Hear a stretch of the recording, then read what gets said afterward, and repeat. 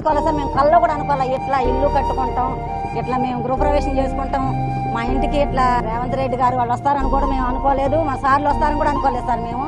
కానీ ఇప్పుడు ఇదంతా మాకు ఒక కళలాగా ఉంది సార్. అసలు ఇట్లా ఉండే వాళ్ళం మట్టి నేల, వర్షం వచ్చినా నీళ్ళు వచ్చినా ఇంకా ఇబ్బంది పడుతూ ఉన్నాం సార్. మా ఇంటికి సీఎం సార్ రావడం నాకు చాలా సంతోషంగా ఉంది. మట్టిలో ఉన్నాం సార్, మేము ఇంత ఇంట్లో ఉంటామని నేను అసలు అనుకోలే. నాకు చాలా సంతోషంగా ఉంది సార్ ఇచ్చినందుకు.